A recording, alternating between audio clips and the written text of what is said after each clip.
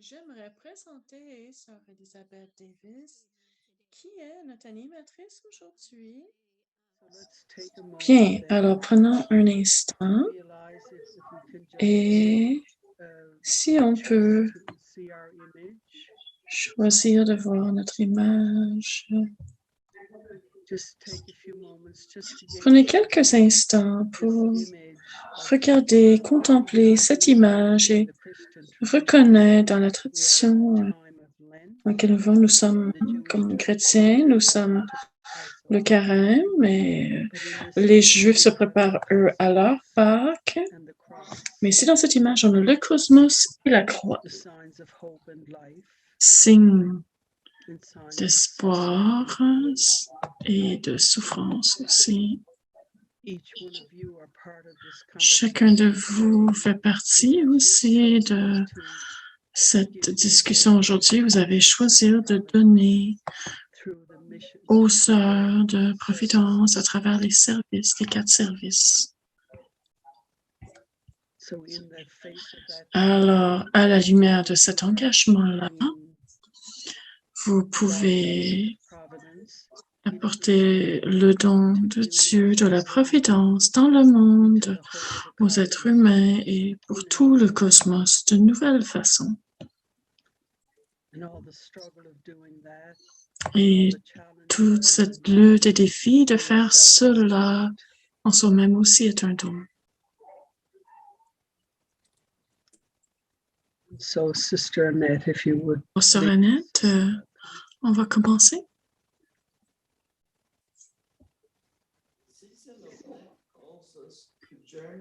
La saison du carême nous appelle à cheminer sur la limite, à anticiper ce dernier voyage vers Jérusalem.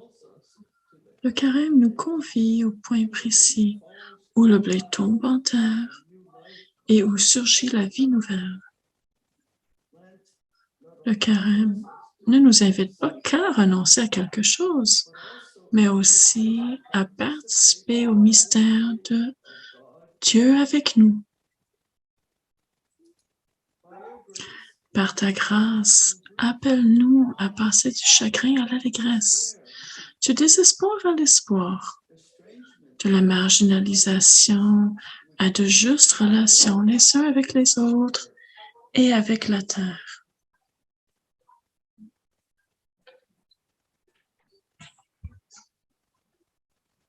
The reading from Isaiah, Sister Nancy. No os acordéis de las cosas pasadas. Ne faites plus mémoire des événements passés.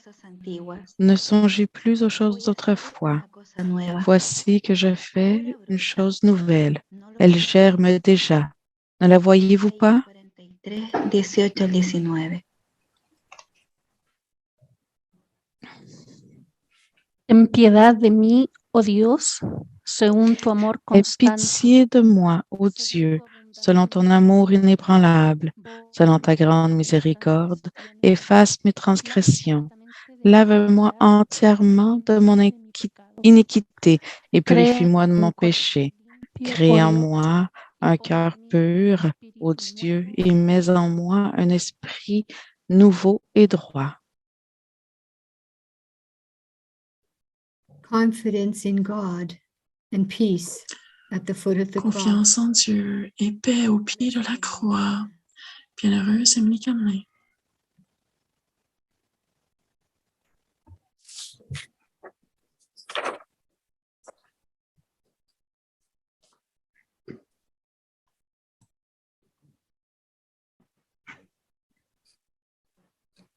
Statement of faith.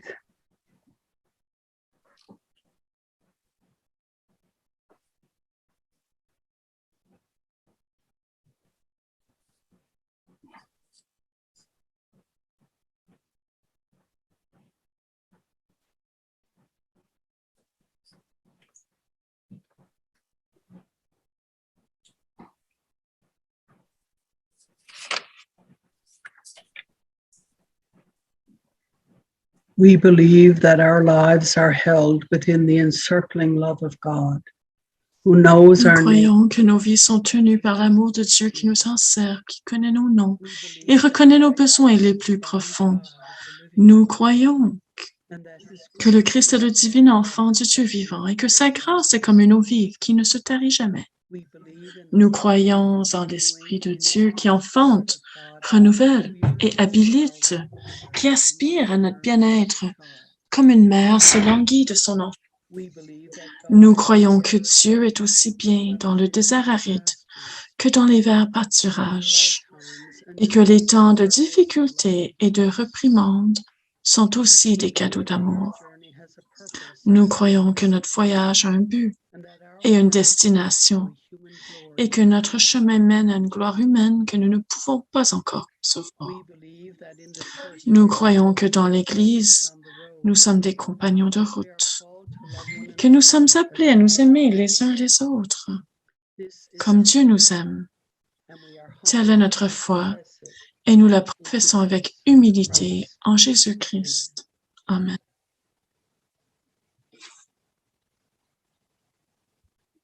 Letanía de la alianza. En los días de Noé, Dios puso un arco iris en el Litanie cielo. de l'Alliance.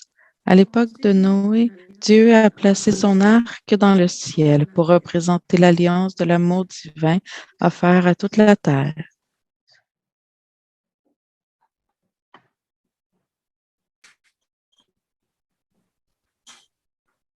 Continue. En los días de Moisés, las palabras de Au Dios temps de fueron Moïse, les paroles de Dieu ont été écrites sur des tables de pierre, en signe d'alliance entre Dieu et tout son peuple. Tablets of stone. See the Son of God. Each together.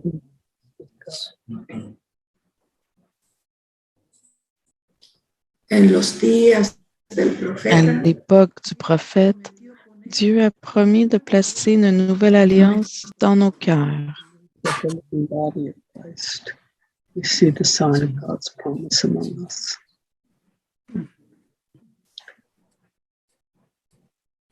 And so in this Lenten time, we make a commitment.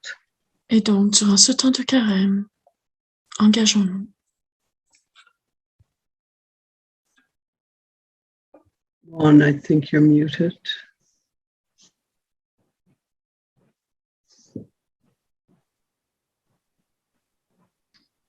Okay. Renoncer aux mots durs, utiliser des mots généreux. Renoncer à la tristesse, adopter la gratitude.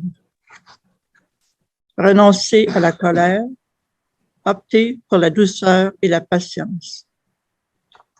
Abandonner le pessimisme, adopter l'espoir et l'optimisme.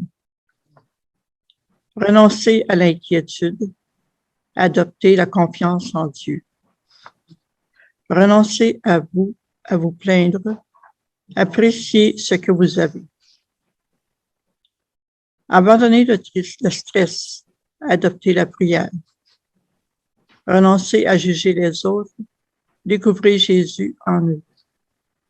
Renonce à la tristesse et à l'amertume, remplis ton cœur de joie. Renonce à l'égoïsme, adopte la compassion pour les autres. Renonce à être impitoyable, apprends la réconciliation. Renonce aux paroles, remplis-toi de silence et écoute les autres. Tiré de l'Amérique latine, publié par le site CAFOD. So I invite you now just to hear the words that have been spoken. Maintenant, je vous invite à laisser entrer les mots que vous avez entendus, les paroles. Y a-t-il une parole ou une phrase qui vient te chercher d'une façon particulière, qui te rejoint? Donc, pense à toutes les paroles qu'on a entendues. Y a-t-il une phrase, y a-t-il un mot, une image qui te touche particulièrement cet après-midi?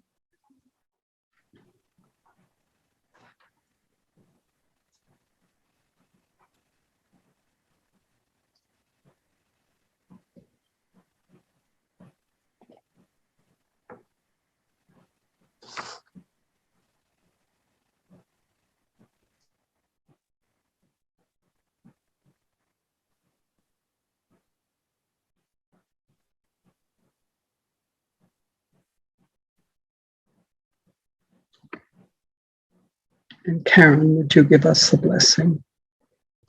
Karen, si tu peux faire la bénédiction.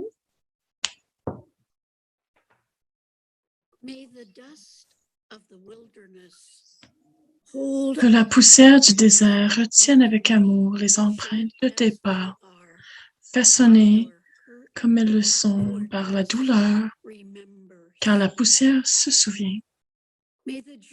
Puisse ton voyage dans la nature sauvage se dérouler honnêtement, car l'honnêteté est le cadeau que ton âme reconnaît comme étant toi. Et que le temps que tu passes dans cette nature soit façonné par l'espace plutôt que par des minutes, pour qu'il y ait assez de temps pour vous tous.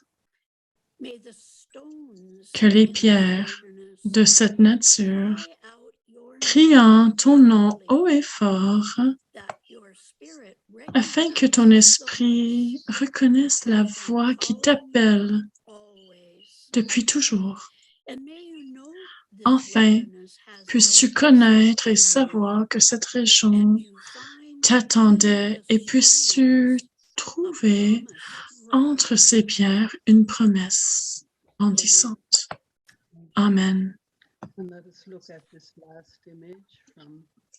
Et regardons cette dernière image d'Isaïe, tirée d'Isaïe. Je vais faire toute chose nouvelle, elle jaillit maintenant. Ne la percevez-vous pas? De voir dans cette image le travail que vous faites présentement avec la Providence, ce travail très particulier. Je vais faire une chose nouvelle, elle jaillit maintenant. Ne la percevez-vous pas? Alors voilà, vous voyez à l'écran la présentation du service de mission.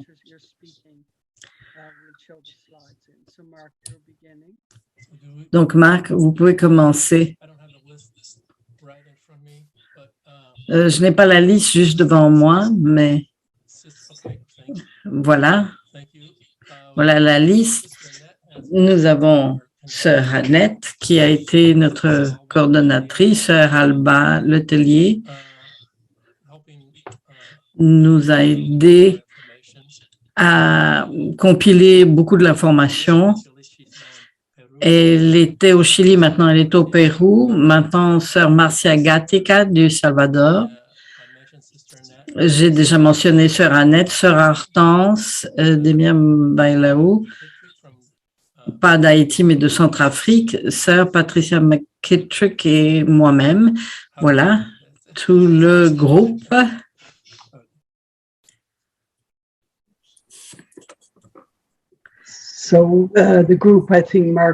Donc, je pense que Marc veut dire que le groupe s'est déjà réuni 6 fois avec l'aide des interprètes et l'aide de Guy et de Sylvia qui ont travaillé avec nous.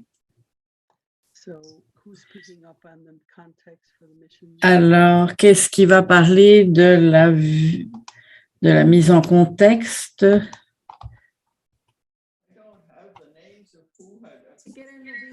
De mission.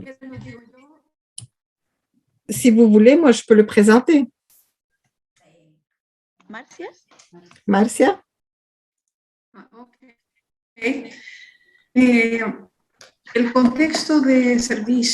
Alors, le contexte du service congrégationnel pour la mission, il s'appelle comme ça, et puis ça nous invite à découvrir à Jésus-Christ, et surtout parmi ceux qui s'offrent le peu, et d'être un signe d'espérance et de résurrection dans la journée d'aujourd'hui. Et puis ça vient de la Constitution numéro 8. Les différents cercles de gouvernance ont comme objectif de faciliter la communication, la participation et la collaboration pour vivre la mission mission dans une attitude de communion et d'interdépendance entre les diverses entités et de, en fait, susciter de l'enthousiasme pour la mission de la congrégation. Et c'est ainsi que le discipulat devient réalité. Et ça vient du numéro de Constitution 81 et 82.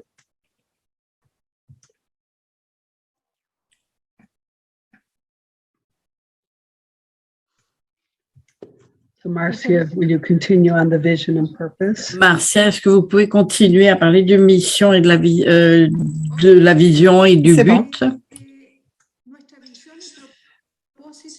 En fait, notre vision et objectif, c'est de faciliter le discernement de la congrégation et d'une sœur sur la façon d'incarner la mission Providence en réponse aux besoins externes, existants et émergents, tout en tenant compte des besoins internes qui peuvent nécessiter une réponse de la congrégation.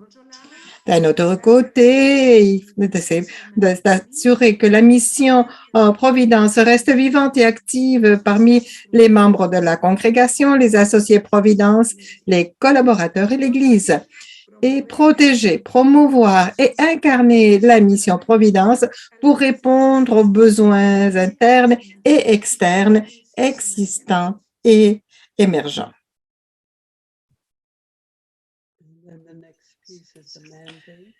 Et l'étape suivante, le texte suivant concerne le mandat. Alba. Sí, el mandato nuestro consta de 7 puntos. Y nosotros los agrupamos en los que eran más comunes.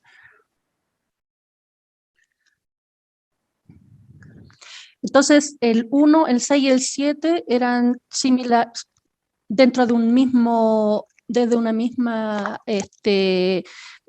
área, por decir así. Y entonces el primero sería... Alba, disculpa, es que Magali, ¿estás hablando francés en el canal español? Pardon, excusez-moi, mauvais canal. Désolé, oui, pardon. Okay. Alors, le point numéro 1 de notre mandat nous dit que nous devons aider à trouver des réponses créatives et unifiées aux besoins émergents et non satisfaits. Par exemple, si des sœurs ont une initiative ou un projet innovant qui répond à des besoins émergents, alors elles peuvent l'envoyer à l'équipe du service des missions pour un dialogue et un discernement.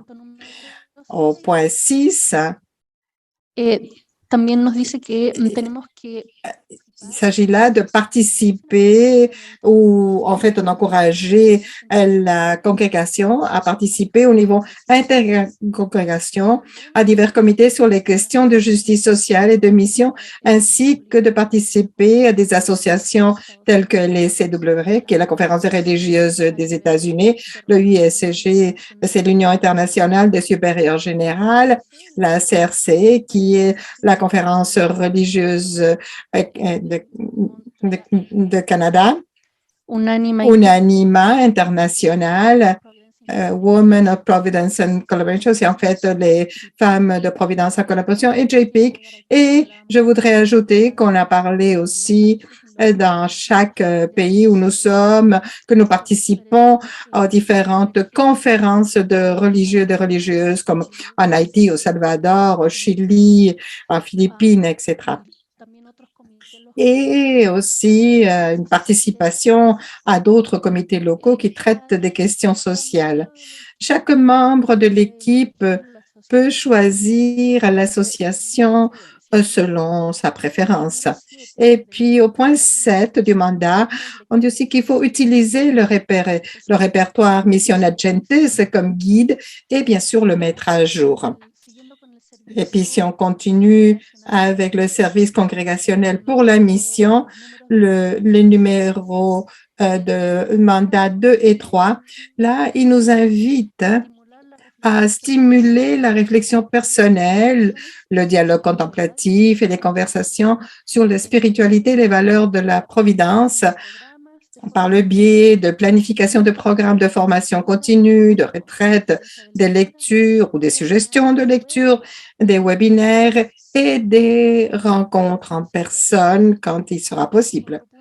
Un autre point du mandat, c'est de fournir une compréhension intégrale de la spiritualité, de la providence au sein des ministères. Et au point 3, serait d'encourager la promotion et l'intégration de la spiritualité providence au sein de la congrégation ou dans l'entourage ou en fait parmi la famille Providence, parmi les associés et le personnel qui collaborent aux diverses œuvres de la congrégation. Et si on continue avec le mandat, le point 4 et 5, qui en fait dit qu'on doit aider à organiser des conversations interprovinciales ou interrégionales et des réunions de groupe qui puissent offrir l'occasion de parler sur les différents ministères et des questions sociales critiques comme le racisme systématique, la non-violence, la discrimination, les nouvelles formes de pauvreté, etc. Alors, il y a énormément de sujets. Et comment est-ce qu'on peut promouvoir la providence dans ces situations? Comment on peut la voir, la réfléchir? Et au numéro 5, c'est de collaborer avec les leaders provinciaux ou régionaux pour promouvoir une conscience missionnaire des situations sociales ou émergentes dans les différentes régions, également dans les pays en développement.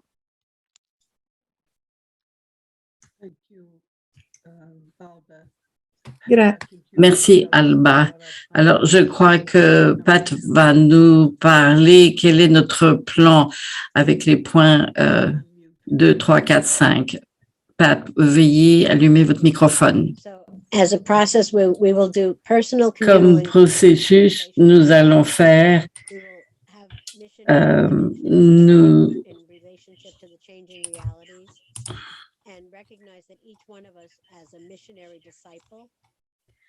donc, nous aurons la mission fondée, processus de 18.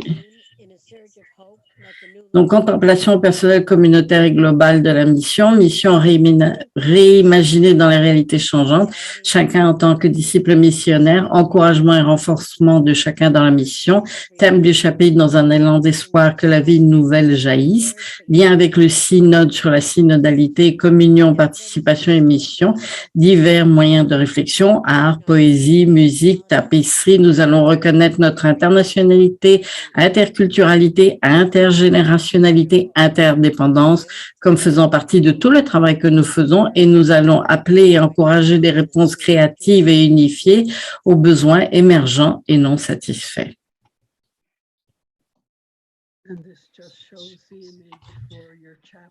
Alors, voilà, cette diapositive montre l'image pour votre chapitre avec ce très beau logo. Donc, dans un élan d'espoir, laissons la vie émerger.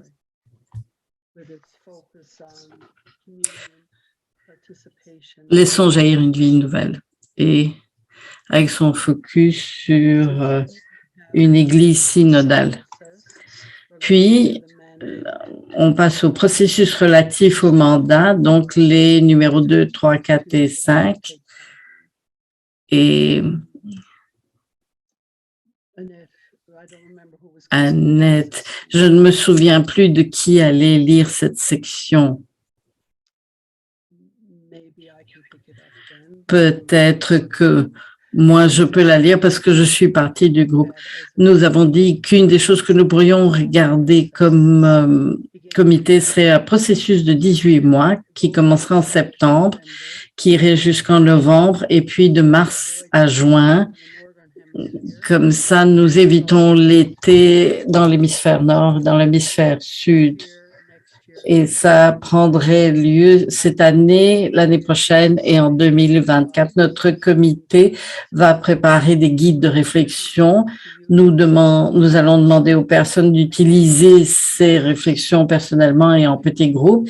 Et puis, de temps en temps, nous aurions un lien par Zoom au travers au travers des régions et des provinces. Et nous ne pourrions faire cela qu'en collaboration avec les équipes de leadership provincial. Nous devons encore trouver des façons de collecter toute la rétroaction de ces réunions. Donc, ça serait... Et alors, on aurait des méthodes conçues pour recueillir les commentaires et une mise à jour régulière de communication. Alors, ici, en parlant de cette période de 18 mois, nous utilisions les Écritures et d'autres livres saints, mais par exemple, pas seulement des livres catholiques, mais le Coran et d'autres livres. Nous regarderions aussi nos figures de sagesse fondatrices comme Mère Émilie Gamelin, Monseigneur Bourget, Mère Joseph, Mère Bernard d'Amorin. Nous intégrerions des conversations autour de ministères auprès des personnes pauvres et souffrantes et nos ministères liés aux soins de notre maison commune. Nous serions aussi sensibles au fait que, comme Pat l'a mentionné plus tôt, que chaque membre de la communauté, qu'on soit jeune et actif ou âgé, malade, est en mission. Nous rechercherions des connexions entre les orientations du chapitre qui seront sorties d'ici là et du synode. Et comme Alba l'a dit plus tôt, nous allons faire attention aux problèmes sociocritiques comme le racisme systémique, la non-violence, la discrimination, de nouvelles formes de pauvreté et l'urgence climatique.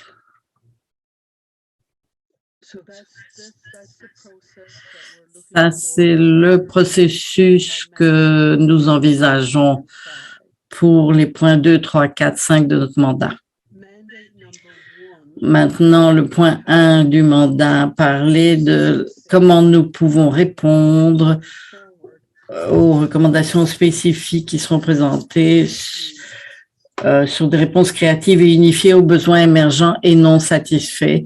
Nous avons dit que nous devons intégrer cette idée dans notre processus que je viens de mentionner pour encourager les personnes à trouver des façons créatives de répondre à ces besoins non satisfaits. Dans ce processus, on aiderait aussi les personnes à identifier ces besoins émergents et non satisfaits. Par exemple, le racisme systémique qui est très réel, très humain.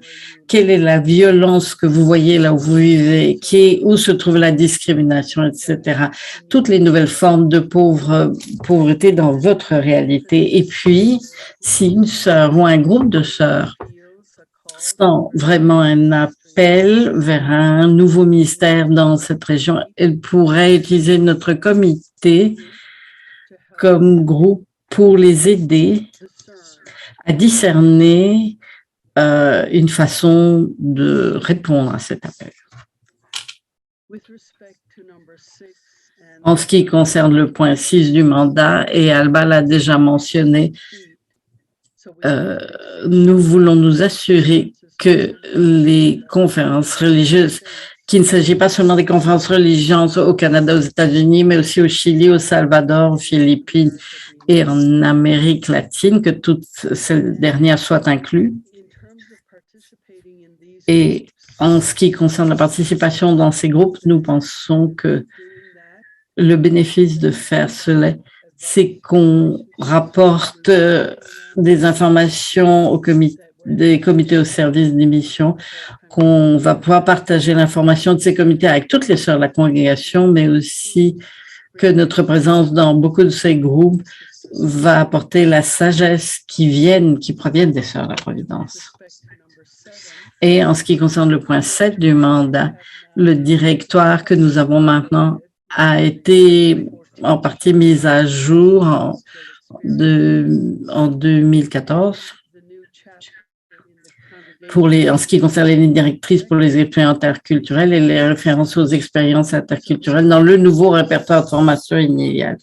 Donc, dès que nous, en tant que groupe, nous avons une meilleure compréhension de la mission au travers de la congrégation à ce point de l'histoire. Alors, nous allons mettre ce document mis à jour à la lumière de notre nouvelle compréhension et des 2 mises à jour qui ont été faites récemment. Et notre dernière diapositive est simplement pour dire, simplement mais profondément pour dire, comme c'est dit dans vos constitutions, la mission de la congrégation est de proclamer la providence comme la présence aimante de Dieu, active en nous et par nous, veillant sur l'univers créé et attentive aux besoins de tous. Nous proclamons également la compassion de la Mère des douleurs dans sa participation intime à la vie, la mort et la résurrection de Jésus. Nous vivons ces mystères principalement par notre amour compatissant envers les pauvres. Merci, Sœur Elisabeth. Merci, Sœur Elisabeth. Nous voulons remercier cette occasion de pouvoir nous enrichir et nous émerveiller de tout ce qui qui est en train de s'apporter, que tous ces services nous apportent beaucoup de vie et puis de lumière en tant que service de communication. Nous commençons cette démarche et je vais inviter à Juan Francisco pour qu'il commence ce partage et qu'est-ce que ça a voulu dire de ce temps de nous reconstruire et de nous former en tant qu'équipe. Merci, ma sœur. Notre présentation aura les sujets suivants. L'équipe du service congrégationnel de communication, les aspects essentiels, le mandat qui nous a été donné, les progrès et les propositions qu'on a faites jusqu'à date et quelques exemples du travail actuel de communication et aussi le travail en collaboration et l'avenir ou le futur du travail à moyen et long terme. Alors, concernant le premier point, l'équipe de communication congrégationnelle est composée de Sœur Margaret Maggie St. John, qui vient de finir une période de 4 ans comme conseillère secrétaire de la province Saint-Ange. Maintenant, elle se trouve en un sabbatique de 3 mois. Nicole Schoenberger, qui est adjointe administrative de l'administration provinciale de la province Holy Angels. Elle est responsable de la distribution et de la communication au sein de cette province et collabore à améliorer la vie des sœurs en même temps qu'elle travaille dans la mission Franco Cyclotapia, qui est le responsable de communication et le graphiste de la province Bernarda Moreno travaille à Santiago de Chile. Christine Araxi travaille à Montréal à l'administration provinciale de la province Émilie-Gamelin depuis 2005 comme adjointe administrative de la supérieure provinciale. Depuis 2020, elle est en charge des communications virtuelles de la province. Nadia Bertolucci, qui travaille au Centre international Providence comme agente de communication. Elle fait partie d'une équipe dynamique qui fait la promotion de la vision de la mission de la famille Providence là où elle est et bien au-delà. Steve Pekanich, qui fait partie de Mother Joseph comme directeur de communication à la fin de 2021. Il a fait 16 ans comme directeur de communication de la Conférence catholique de Californie et puis 10 ans comme directeur général de la Société de Saint-Vincent de Paul dans le comté de Santa Clara aux États-Unis.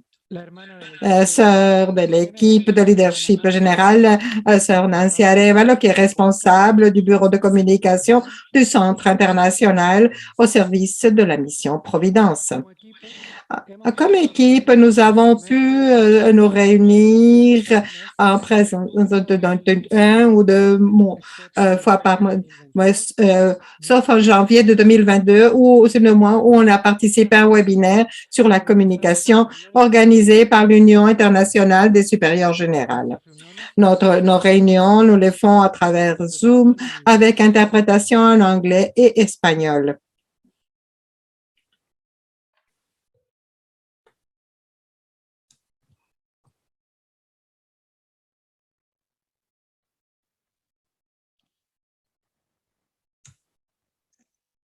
So the next speaker to speak to. Quelle est la personne suivante qui va nous parler du mandat? Veuillez m'excuser, c'est moi, c'est Christina. Alors, concernant les aspects essentiels du mandat qui nous a été confié, nous aimerions partager avec vous quelques points. Tout d'abord, on nous a demandé de prendre en considération le numéro 49 des constitutions et règles qui nous rappelle que les moyens de communication sociale sont une source d'enrichissement culturel, spirituel et social. Ils nous permettent de mieux discerner les besoins de l'Église et du monde lorsqu'ils sont utilisés avec prudence et de façon réfléchie. Ils peuvent devenir particulièrement importants pour la formation continue, pour transmettre des valeurs évangéliques et pour le partage de notre vie et de nos expériences avec d'autres. La vision qui nous est communiquée dans ce mandat est la suivante.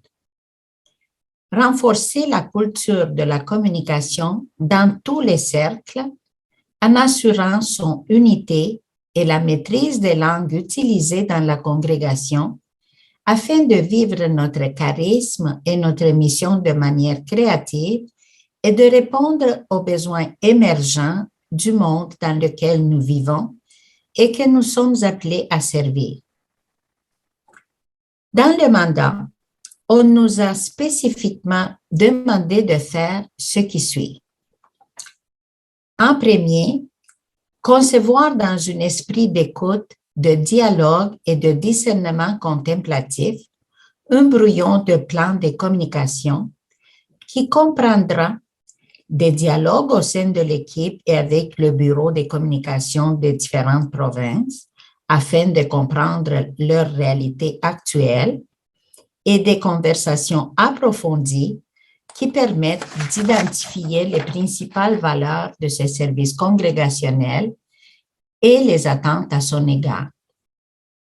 Ensuite, on nous a demandé d'identifier les points communs des bureaux de communication et de décrire les différentes étapes de la mise en œuvre du service congrégationnel de communication.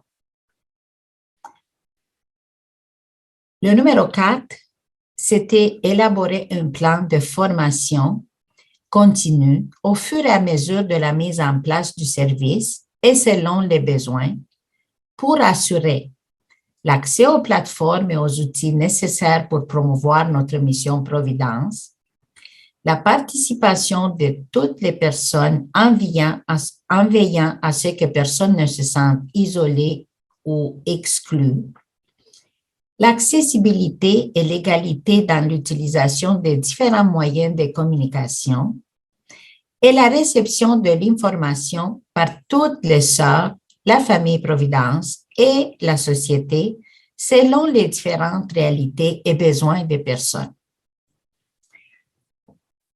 Le numéro 5, on nous a demandé de travailler en collaboration et en interdépendance avec les différents services et départements congrégationnels. Comme numéro 6, on nous a demandé de finaliser le directoire de communication congrégationnelle et finalement de développer et mettre en œuvre le service de communication congrégationnelle.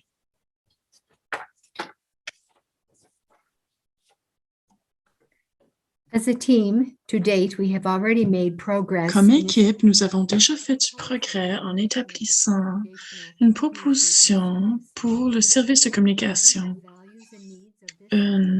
Aussi, les valeurs et besoins de ce service ainsi que des objectifs précis et au niveau général. Notre proposition pour la congrégation pour ce service de communication est comme suit. Inspiré par Émilie Gamelin, Bernard Damorin, Joseph du Sacré-Cœur, le service congrégationnel de communication promeut, informe et communique la vie, le ministère et la mission Providence à toute la famille Providence et à la société.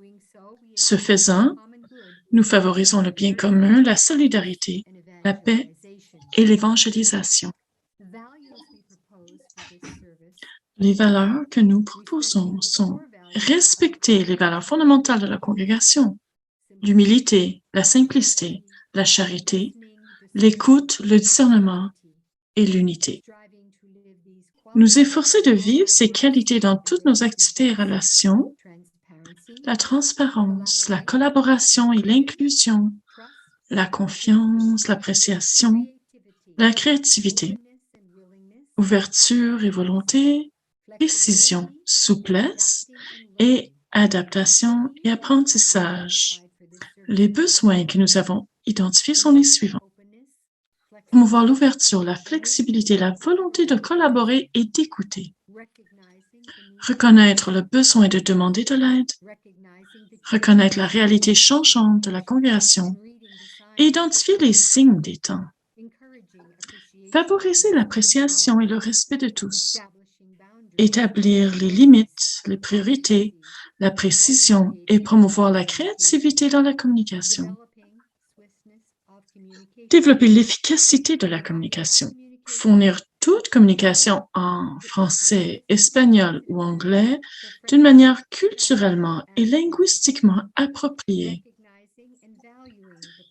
Reconnaître et valoriser le passé, le présent et l'avenir de la congrégation des sœurs et de la famille Providence.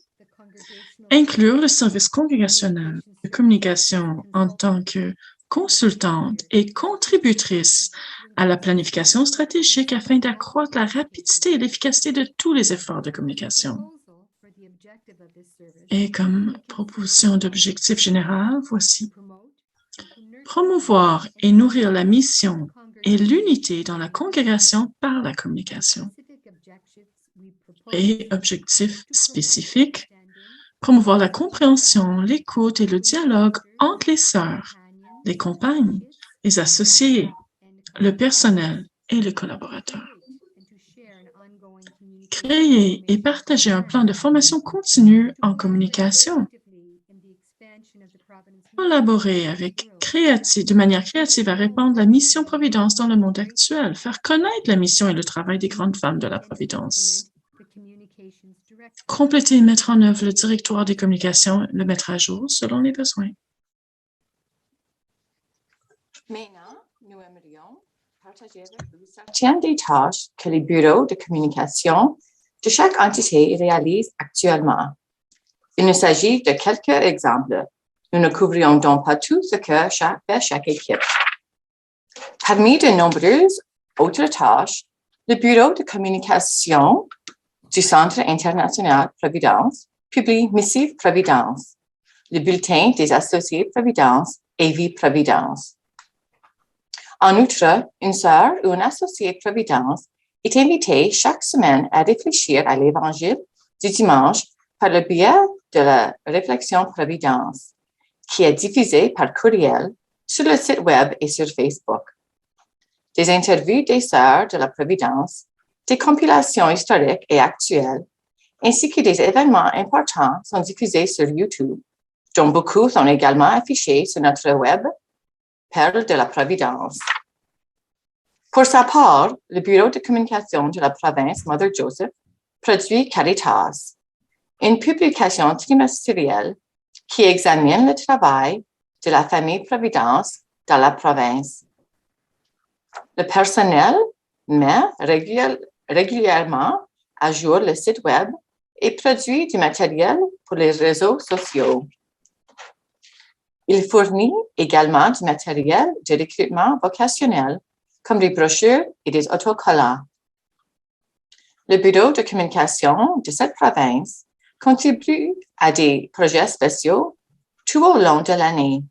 Les services fournis dans le cadre du jubilé vont de la production des brochures aux annonces dans les journaux locaux. Le bureau de communication de la province Holy Angels aide à l'envoi des lettres congrégationnelles, notamment la lettre News from Holy Angels, qui est produite par la supérieure provinciale et distribuée aux sœurs de la province et la congrégation. Il distribue la correspondance de la congrégation aux sœurs dans la province. Il coordonne également les célébrations de jubilé, les professions, les funérailles et autres événements spéciaux et prépare des brochures pour chacun d'entre eux. Il assure également la diffusion en direct des professions, des funérailles et d'autres événements dans la province. En plus, il installe les équipes vidéo et audio pour les réunions congressionnelles et provinciales. Le bureau de communication de la province Émilie-Gamelin était dirigé par 2 sœurs qui ont pris leur retraite avant la pandémie. L'administration provinciale tente de reconstruire le site web actuel et d'autres outils de communication. En raison de la proximité de l'administration générale, où l'équipe de communication fait beaucoup de travail, la province Émilie-Gamelin veut éviter la redondance et la duplication des informations. Le bureau de communication de la province Bernardin-Morin met constamment à jour son site web et sa présence sur Facebook. Il collabore également à la production des brochures, d'affiches, d'invitations, de calendriers, de listes de diffusion, des bannières et des vidéos, entre autres produits de la communication, pour le leadership provincial et pour les autres bureaux et équipes de la province. Un bulletin provincial est distribué aux sœurs, au personnel et au personnel des œuvres. Il rassemble les nouvelles de la maison provinciale et des communautés locales et inclut les nouvelles des œuvres au Chili.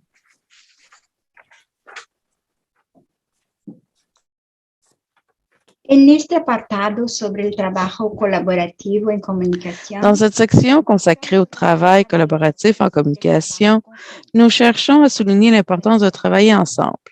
Notre travail actuel de communicateur ne pourrait être réalisé sans la collaboration que nous recevons des sœurs, des associés, du personnel, des collaborateurs ou d'autres secteurs ou bureaux de la congrégation.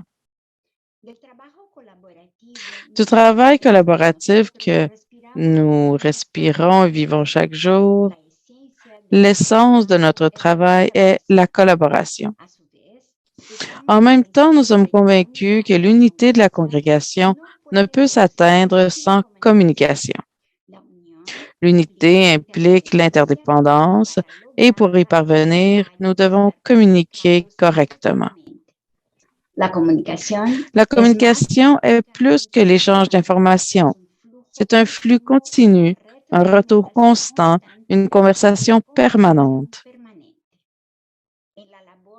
Dans le travail de tous les bureaux de communication des provinces et du Centre international Providence, il y a actuellement beaucoup de travail collaboratif. Par exemple, Missive Providence est le fruit de la contribution de toutes les provinces. Sœurs de toutes les provinces contribuent aux réflexions et les bureaux de communication des provinces envoient les nouvelles les plus importantes pour publication. Pour Vie Providence, que toutes les sœurs de la congrégation reçoivent, il existe une étroite collaboration entre le Bureau des communications du Centre international Providence et le leadership général.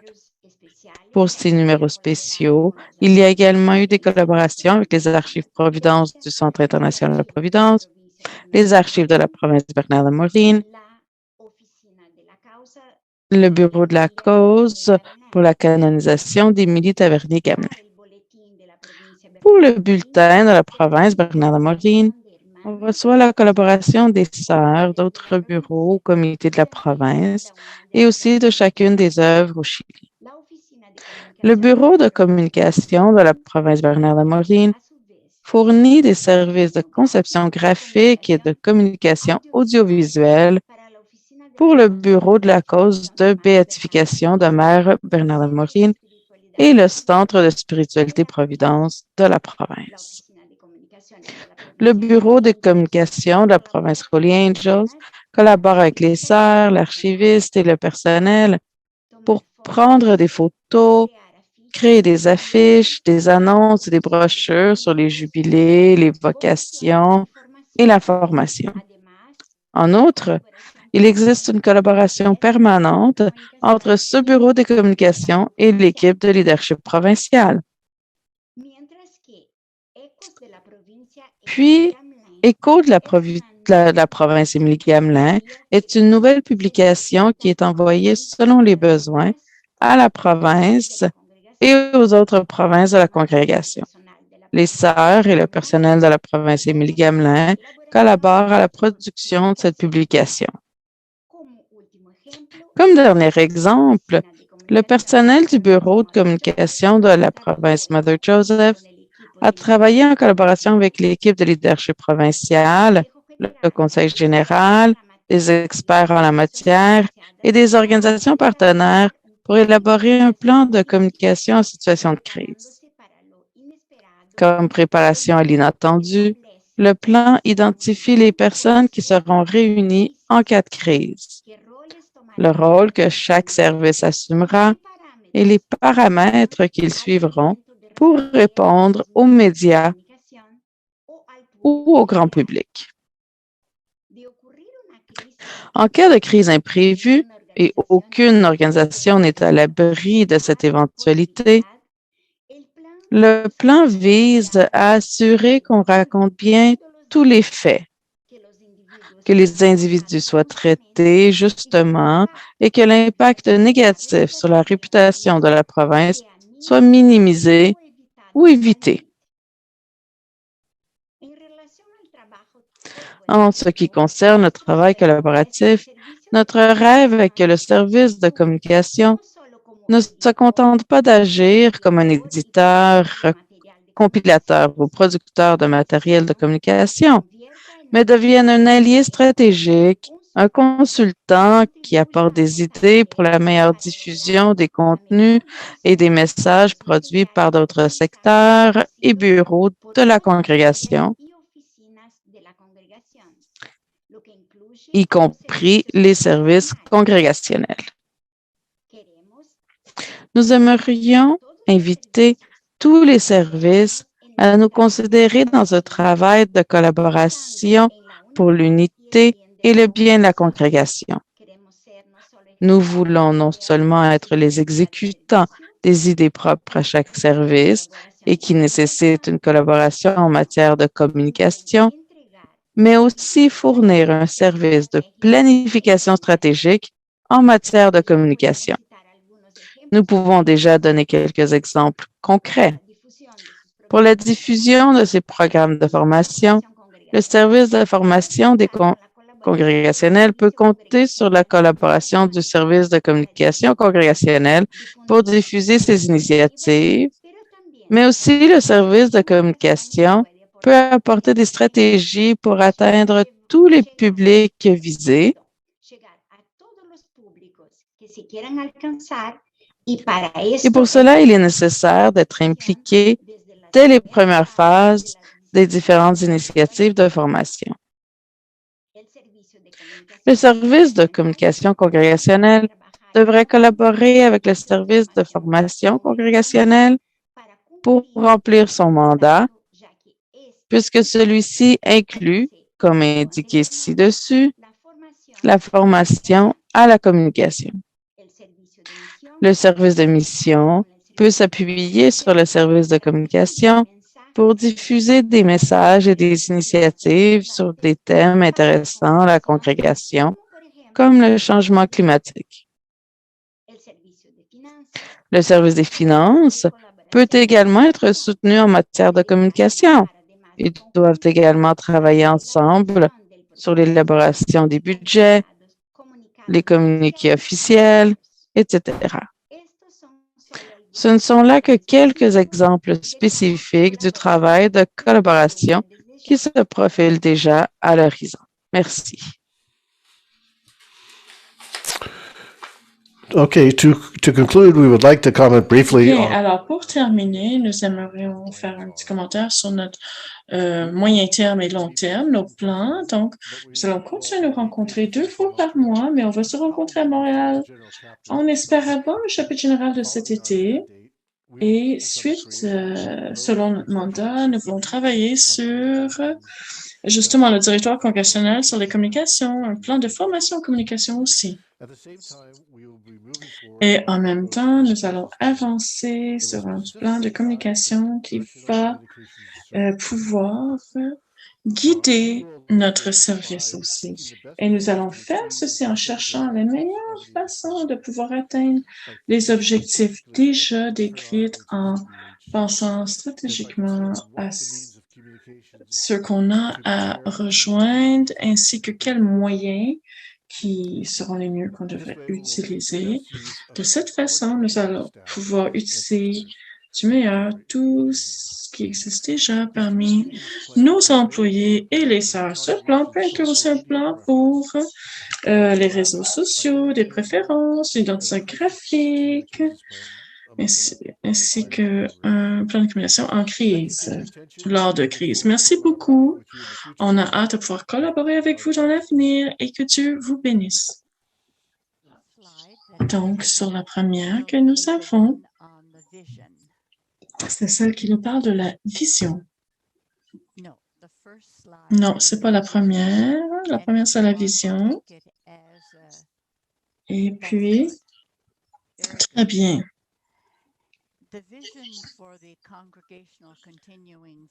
Alors, la vision pour le service de formation continue congrégationnelle est semblable aux autres, celle des autres services en quelque sorte.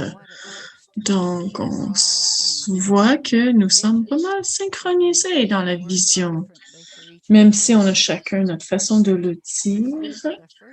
En écoutant les deux premiers rapports, je vois des rapprochements puis que nous sommes déjà en unité. Alors, notre vision, c'est d'unifier et d'assurer la cohérence de la formation continue à travers la congrégation, ce qui permettra une transformation, une conversion permanente des sœurs dans leur cheminement vers le don total et inconditionnel de soi à Dieu et s'inspire de notre charisme et de notre mission. Aussi, on répond aux besoins évalués et intègre de manière créative les valeurs de la communauté participative, holistique, systémique, inclusive, internationale, interculturelle, interdépendante et intergénérationnelle. Et dans d'autres services, on a entendu aussi d'autres valeurs comme humilité, simplicité, ainsi de suite. Et ça fournit une approche fondée et multidisciplinaire des programmes qui nous permettront d'approfondir la compréhension des valeurs, les engagements religieux, apostoliques de la congrégation reflétés dans les constitutions et règles, la compassion, communion, l'écologie intégrale, la justice et la paix. Nous avons déjà... Est-ce qu'on peut revenir, s'il te plaît, à la première? Nous avons déjà commencé à évaluer les besoins et faire une priorité de ce dont les sœurs souhaitent. Mais quelqu'un va en parler tantôt. Numéro 2 maintenant. Voici le mandat. Alors, le mandat en tant que service de formation continue a le mandat de prendre des mesures pour concrétiser la vision de ce service, telles que planifier, formuler et mettre en œuvre des programmes en étroite collaboration avec les autres services congrégationnels, à savoir mission, finances et communication. Je pense que c'est bien qu'on se parle ensemble pour justement, pour cela.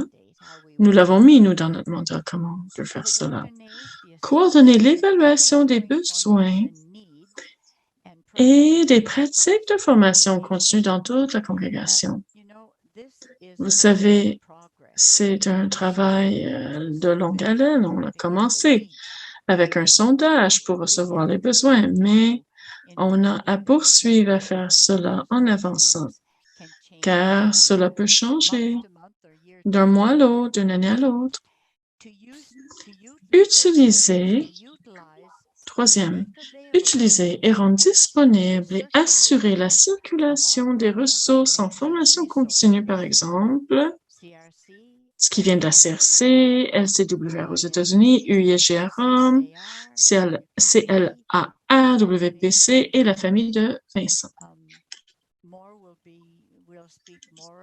On va en reparler plus tard. Mais déjà, dans communication et mission, on en a déjà entendu parler aussi. Ce que ça me dit, c'est que vraiment, nous sommes unis dans tout cela.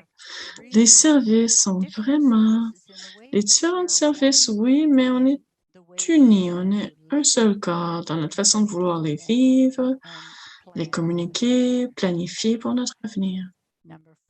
Numéro 4, de profiter de l'expertise, l'éducation, les habiletés, la formation des sœurs sur différents sujets. Lui, périodiquement le programme, ni régulièrement une mise à jour aux équipes de leadership des cercles intermédiaires et à l'ensemble de la congrégation. Et aussi d'être pleinement responsable et rendre des comptes à l'équipe de leadership général dans l'exercice de ce mandat. Identifier les programmes de formation continue disponibles au sein du cercle intermédiaire qui pourraient être offerts avec interprétation à l'ensemble de la congrégation. Et l'une des choses que nous regardons, c'est nous passons beaucoup de temps à revoir des ressources qui viennent de toutes ces associations-là, CRC ou autres, les conférences religieuses. C'est beaucoup de lecture à faire afin de voir que pouvons-nous faire. Et l'autre chose, c'est que nous voulons trouver l'information qui existe déjà en 3 langues pour ne pas avoir à toujours refaire ce travail-là. Pour la traduction, on cherche ce genre de choses afin de bien le communiquer aux sœurs. Défi, bien sûr, c'est de continuer à lire, puis à donner attention aux besoins immédiats aussi. On avait le plan de faire quelque chose. Ensuite, il y avait une délégation à Rome, puis là, on s'est dit, bon, ben, on va faire quelque chose en lien avec cela pour communiquer cela, et c'est ce que nous avons fait par Vie-Providence. Donc, on veut être à l'affût ou au courant, mais aussi, on a quelques plans pour plus tard de ce que nous devons faire aussi. Et voici les membres de notre service de la formation continue de la congrégation, et j'aimerais simplement faire ce petit commentaire, pas tellement en lien avec leur éducation ou leur historique, leur cheminement, mais ce que je vois qui se passe pendant que nous collaborons ensemble. Nous sommes vraiment une belle équipe. Nous collaborons bien ensemble, on partage nos idées librement et on donne beaucoup de rétroactions qui nous permettent d'avancer. Merci Christ a un grand intérêt dans la formation continue pour la congrégation et c'est lié à son travail qu'elle fait dans la formation en Haïti. Liz, elle aime apprendre et elle adore explorer des ressources par Internet. Cela aussi, c'est très aidant pour notre service de formation continue afin de chercher, de trouver le genre d'article qui sera aidant pour les sœurs. Et moi, les idées me viennent quand nous sommes en train de dialoguer en conversation. Et j'ai besoin d'avoir l'impression que le travail que nous faisons, c'est quelque chose que les sœurs vont pouvoir se sentir en lien avec nous. Donc, la qualité de ce que nous voulons communiquer est aussi très pratique. Nous envoyons tout le matériel à Josie pour que ce soit traduit, distribué sous Vie-Providence. Le service du secrétariat, le procès-verbal, elle fait tout ça pour nous. Et Karen est merveilleuse. Elle nous trouve de l'information concernant les sources pour la formation continue. UISG, YouTube, c'est aidant et elle est aidante. Elle trouve ces choses, ces ressources-là pour nous et ça nous donne un peu plus de travail afin de pouvoir se mettre à jour au sujet de toutes ces ressources-là. Karen and Josie. À la fois, Karen et Josie sont des très bonnes éditrices et elles apportent plus de clarté aux documents. Et nous avons trouvé que c'était très utile pour nous. Alors, merci beaucoup et voici notre équipe.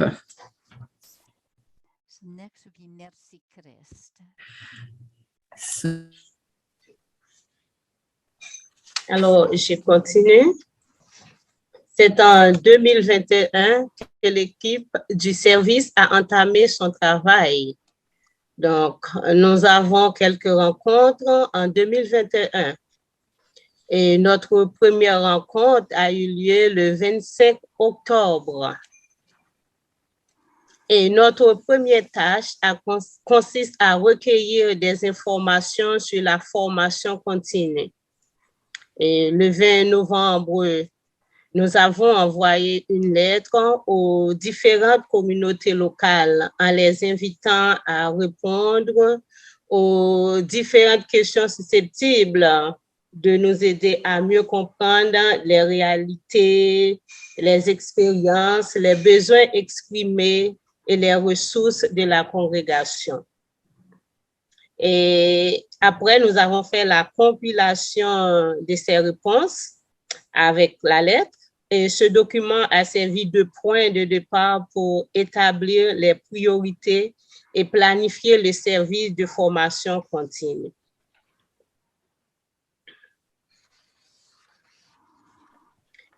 Voici les rencontres qu'on a eues en 2022.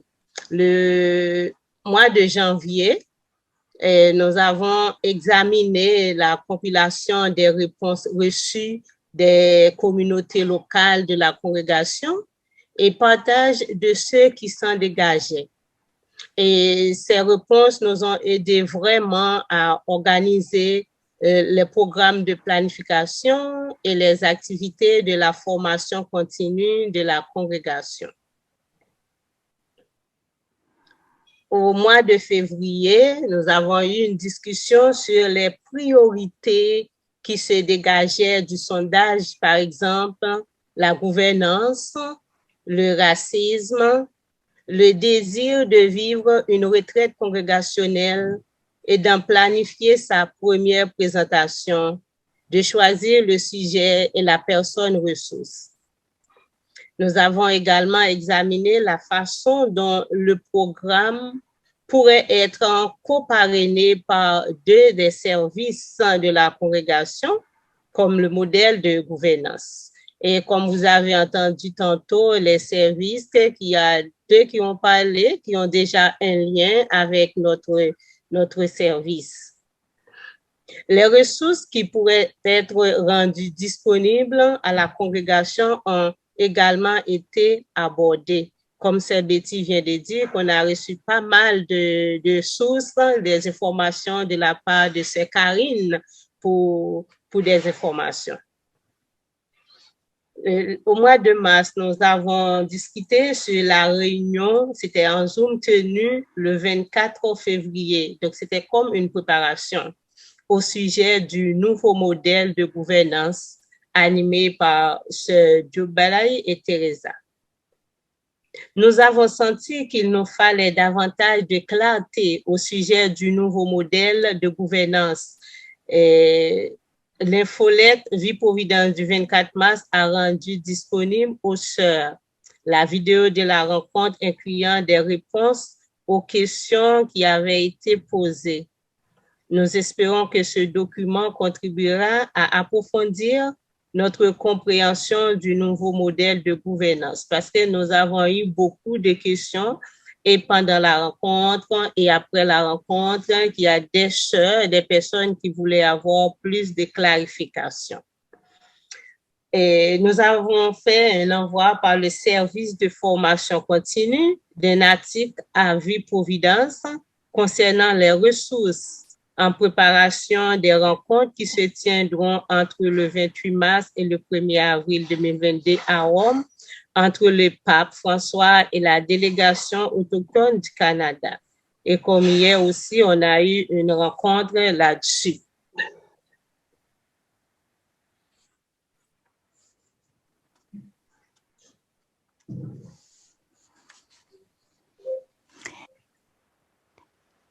So this would be Liz. Donc, ça serait Liz qui va vous donner des commentaires sur cette diapositive. Liz, à votre tour.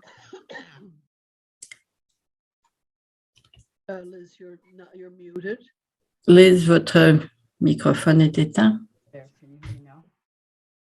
Pouvez-vous m'entendre? Non. Donc, certaines des dates pour la réunion prochaine que nous avons fixées, c'est le lundi 16 mai, le lundi 13 juin. Et une chose que nous considérons, et ce à quoi nous pensons, c'était le 27 septembre, le jour de Saint François de Paul. Nous pensions avoir une retraite sur la spiritualité de Mère Gamelin et la spiritualité de Saint Vincent de Paul. Et nous pensons que ça serait très utile pour nous de vivre ça. Je crois que c'est un des désirs qui ont été exprimés dans ce sondage. Et puis, on va payer attention pour approfondir notre compréhension du nouveau modèle lors du nouveau modèle après que nous ayons revu la vidéo du prototype qui rassemblait les réponses et les questions dans les chats. Et nous avons publié, il y a eu un atelier des femmes de la Providence sur la justice et la doctrine de la découverte. Donc, nous attendons les traductions en espagnol et en anglais. Il y a là des plans et des priorités détaillées pour 2023 et 2024 qui doivent être alignés avec le chapitre général de 2022. La façon dont nous faisons cela, c'est que nous utilisons la technologie Zoom pour les conférences, les retraites et les sessions. Les sœurs semblent aimer utiliser Zoom. Nous essayons d'utiliser Vie-Providence, les ressources électroniques et les liens Internet sur les sujets pertinents. Nous avons aussi des matériaux imprimés pour des sujets spécifiques pour des partages de réflexion dans les comités locaux. Nous avons différentes ressources qui sont déjà disponibles du LCWR, CCRC. Et il y en a certains qui offrent des résultats en traduction même. Ça fait très bien. Et j'ai prié que vous aimiez toujours les pauvres et que la paix et l'unité soient toujours parmi vous. Je crois que cette dernière diapositive parle de contemplation et de prière, de service et de communauté. Donc, cela correspond très bien à ce que nous avons déjà entendu de la part des autres services. OK. Je vais commencer et ensuite Claudette Leroux va faire la partie du mandat et un peu plus loin sur Anne-Marie Baudouin fera une partie aussi. Donc, nous avons le service des finances congrégationnelles. C'est composé de personnes qui ont eu des expériences ou la formation en administration financière et structure canonique des civils des congrégations. Donc, nos membres du service, c'est ça Claudette Leroux, qui est trésorière provinciale. Anne Amster, elle est leader de la province de l'Ouest canadien, mais elle a été trésorière provinciale avant. Sœur Anne-Marie Baudouin, une fille de la sagesse, conseillère trésorière provinciale, mais elle a été conseillère générale à Rome pendant plusieurs années. Monsieur David Niassiou, trésorier provincial de l'Ouest américain. Monsieur Robert Bellil, qui a travaillé beaucoup pour les communautés religieuses et consultant stratégique financière et administrative, et moi-même. Le service congrégationnel est destiné à soutenir, guider et superviser les services financiers de tous les cercles de l'administration. Et de même appuyer la mission, veiller aux aspects juridiques et protéger le patrimoine de la congrégation. Nos constitutions nous rappellent au chapitre 8 que les biens temporels de la congrégation sont avant tout au service de la mission. Les personnes à qui l'administration des biens temporels est confiée sont appelées à en faire une gestion responsable. Cette gestion responsable est motivée d'une part par des raisons de justice et d'autre part par le souci du bien commun et de la longévité de la congrégation. Une attention particulière doit donc être portée afin de s'assurer que les ressources de la congrégation encouragent des entreprises respectueuses des personnes pauvres, soucieuses de l'environnement et engagées à suivre les pratiques éthiques. Tout en répondant aux besoins des membres de la communauté, les sœurs chercheront des façons à partager ces biens avec d'autres, particulièrement avec les démunis et les personnes pauvres. Sœur Claudette, s'il vous plaît, pour le mandat. Donc, notre mandat, donc le service des finances congrégationnelles est mandaté pour prendre des mesures visant à concrétiser la vision exprimée dans le modèle de gouvernance transformatrice. La trésorière générale achemine les recommandations du service à l'équipe de leadership général et, s'il y a lieu, au Comité international d'administration financière. Ces fonctions, donc, on a 8 fonctions. Soutenir et guider les services financiers dans tous les cercles, local, intermédiaire et congrégationnel, de l'administration financière et judiciaire de la congrégation, ainsi qu'au Comité international des affaires financières. Deuxièmement, élaborer un projet de structure et des modalités d'opération financière et judiciaire pour l'établissement d'entités intermédiaires en tenant compte des consultations auprès des sœurs, des équipes de leadership du cercle intermédiaire et congrégationnel et présenter ce projet aux équipes de leadership des différents cercles pour fin de discussion, de modification et d'approbation. Troisièmement, faire des suggestions au Comité international des finances sur des modalités d'opération plus flexibles et simplifiées, tout en tenant compte des exigences administratives et juridiques des divers pays et de bonnes pratiques de gestion organisationnelle, en privilégiant la promotion de l'esprit d'unité à travers la congrégation. Offrir, collaborer et offrir des informations nécessaires au service de la mission, de la communication et de la formation continue, ainsi qu'aux différents cercles de leadership de la congrégation. Offrir de l'information et des recommandations aux différentes équipes de leadership en ce qui a trait aux nouvelles initiatives. Offrir un programme de formation en administration financière et sur les structures corporatives aux sœurs intéressées et établir un plan de formation et de relève pour les trésorières, trésoriers des entités intermédiaires. Revoir la situation financière de chacune des entités du cercle intermédiaire ainsi que du cercle congrégationnel et fournir les observations et recommandations appropriées à l'équipe de leadership congrégationnel en tenant compte de la responsabilité envers les œuvres afin d'assurer une équité financière à travers la congrégation. En tout temps, veiller aux aspects financiers et juridiques et protéger le patrimoine de la congrégation tout en assurant une priorité au service de la mission et du soutien des membres de la congrégation. Pour l'imputabilité et la collaboration mutuelle, donc l'équipe du service des finances congrégationnelles rencontre régulièrement à l'équipe de leadership congrégationnel. Elle maintient une communication ouverte et transparente avec les équipes de leadership intermédiaires ainsi que les trésorières et trésoriers des différents cercles de la congrégation. Annuellement, une assemblée des membres des services du cercle congrégationnel se réunissent afin d'identifier une direction commune et les différents moyens de collaboration et partager sur les accomplissements de l'année précédente.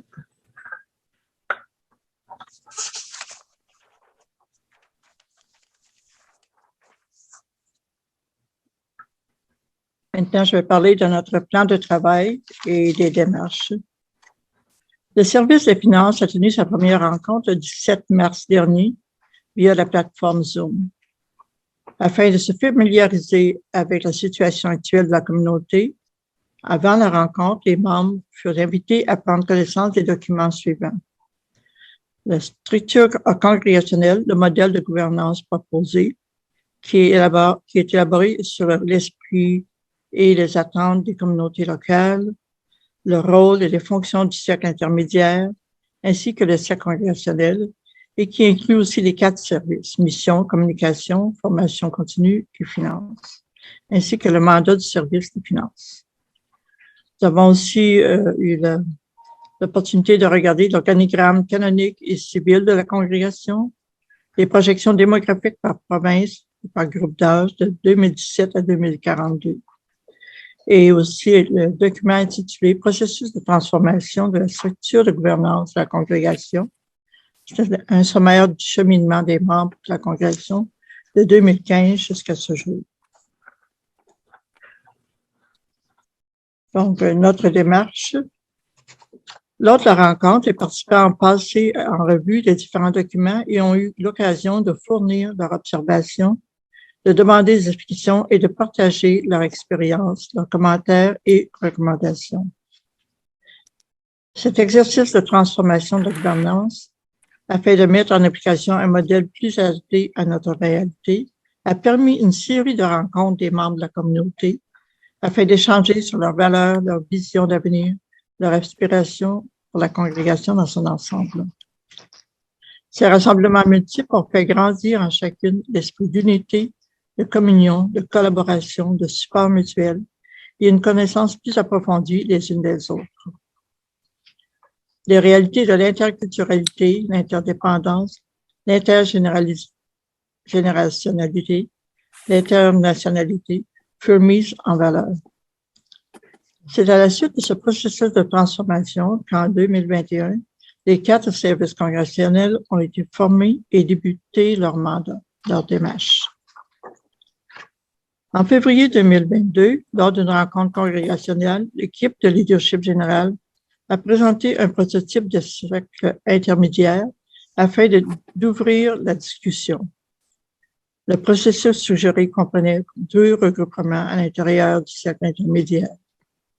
Les discussions ont mené à un questionnement, à savoir s'il ne serait pas plus approprié d'aller directement à un seul cercle intermédiaire. Pour les services des finances, il est essentiel de s'arrêter sur le rôle et les fonctions des services administratifs pour soutenir l'unité, la vie et le ministère des Sœurs dans les différents cercles. Un travail préliminaire fut élaboré par la Communauté internationale d'administration financière à la rencontre de l'été 2021 afin d'identifier les fonctions administratives des équipes de leadership et des centres administratifs des différents cercles de gouvernance. Cette démarche fournit un plan de base au service de finances qui verra en faire une révision et faire des recommandations. Ensuite, nous avons regardé ensemble l'organigramme civil.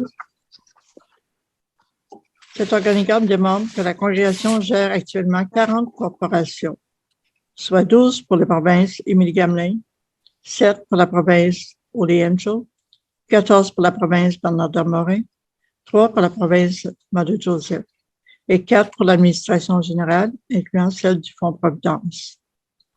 En somme, 29 corporations sont pour les opérations des œuvres institutionnelles et 11 autres sont pour le Fonds de communauté.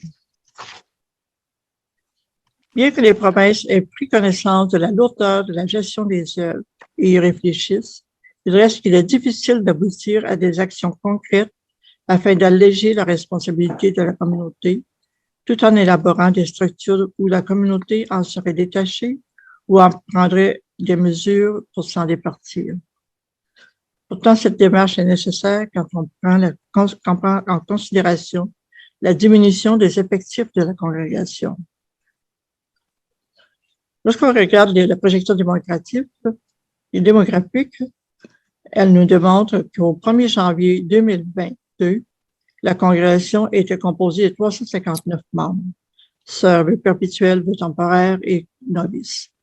Il prévoit que dans 5 ans, il y aura 251 membres, soit une diminution de 108 membres, donc soit 30%.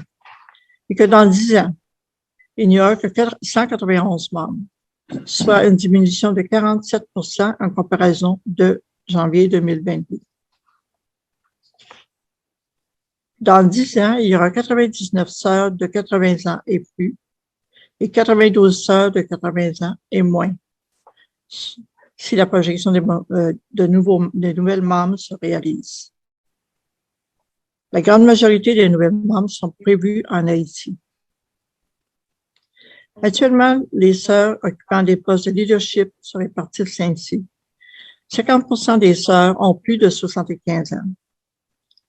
25% sont entre 55 et 66 ans. Et 25% ont moins de 50 ans. Il est constaté qu'il est déjà difficile de trouver des sœurs pour occuper des postes de leadership ou pour siéger sur les conseils d'administration des différentes corporations. J'invite sœur Anne-Marie. Alors, les défis et actions à entreprendre.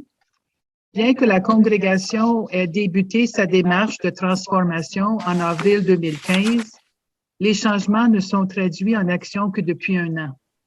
Le terrain est mûr pour passer à des actions concrètes dès maintenant, même si cela implique que la congrégation devra faire des ajustements par la suite. Is there a problem? There was two English in our... I'm sorry. Okay. Je continue. Il y a beaucoup de corporations à gérer par les équipes de leadership et l'implication des sœurs a diminué de beaucoup, surtout au niveau des œuvres. Conséquemment, le service des finances recommande d'entreprendre des actions concrètes pour réduire le nombre de corporations des œuvres sous la responsabilité directe de la communauté en établissant, un plan de remaniement spécifique avec des délais à respecter pour y parvenir. Sans cette action, il sera pratiquement impossible pour les membres de la congrégation de converger vers l'unité et la simplification des structures dans le désir d'alléger le fardeau et les responsabilités en réponse aux réalités actuelles et futures. En ce qui a trait aux corporations du fonds de communauté, le service des finances verra à proposer une révision des règlements corporatifs pour envisager les réalités émergentes. Avec la présence des sœurs dans plusieurs pays et afin de respecter les lois civiles et les règles d'immigration, il faudra sans doute maintenir au moins une corporation dans chacun des pays où les sœurs de la Providence sont établies. Le service des finances prévoit offrir des conseils et du soutien au centre administratif du cercle intermédiaire et de la congrégation afin de simplifier davantage les structures et les procédures. Ce service verra à offrir des structures simplifiées et à la mise en place d'une équipe de travail compétente dans ces centres administratifs. Le service a un rôle d'accompagnement. Par exemple, présenter les faits aux équipes de leadership et aux communautés locales et les aider à cheminer vers la simplification, s'adapter à de nouvelles manières de faire et travailler en collaboration. Il appuiera également la congrégation dans l'établissement d'un programme de formation pour le leadership et l'administration de la congrégation. Vu que les œuvres représentent un défi majeur dans ce processus de transformation, le service des finances se demande s'il ne serait pas bénéfique que les entités réfléchissent ensemble aux possibilités de transformation des structures des œuvres, à savoir qui en assurera la gestion dans le futur, dans un objectif de s'encourager les unes les autres et d'une réflexion unifiée pour le bien commun de la congrégation. Alors, les communications à ce jour avec les sœurs. Pour l'instant, le service n'a pas eu l'occasion d'échanger des communications directement avec les sœurs de la congrégation. Par contre, il y a eu plusieurs échanges à ce sujet, lors de la rencontre des trésoriers et leurs collaborateurs et collaboratrices et lors des rencontres du Comité international d'administration financière. Les discussions ont porté, entre autres, sur l'impact du changement de structure sur le fonctionnement de la comptabilité et des finances pour chacun des cercles, local, intermédiaire et général. Il y a eu des échanges sur la nécessité de mettre à jour le directoire d'administration des biens temporels pour refléter ces changements de la gouvernance.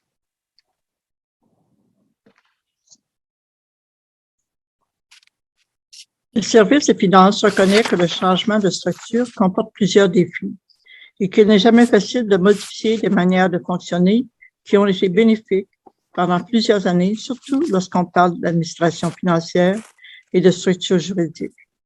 Et cela étant donné les réalités multiculturelles et le fait d'être localisé dans divers pays. Il est primordial que les sœurs soient consultées et tenues au courant au fur et à mesure que les changements sont mis en application. Une communication transparente s'impose pour la réussite de cette transformation. Pour assurer une saine transition, la coopération de tous les cercles, tant local qu'intermédiaire que congrégationnel, s'impose. Et un des objectifs du service des finances est d'élaborer un projet de structure et de modalités d'opération financière et judiciaire qui soit envisageable pour la congrégation. Ce service des finances prévoit travailler en étroite collaboration avec le Comité international d'administration financière ainsi que les équipes de leadership pour l'élaboration de modalités d'opération plus flexibles et simplifiées, tout en tenant compte des exigences administratives et juridiques de divers pays et de bonnes pratiques de gestion organisationnelle, et en privilégiant l'esprit d'unité et de collaboration à travers la congrégation. Merci beaucoup. Merci pour ce bon travail et nous allons continuer à travailler ensemble et je vous souhaite une très belle semaine sainte et beaucoup de joie avec la célébration de Pâques et la résurrection du Christ. Alors que Dieu vous bénisse. Merci encore, Elisabeth.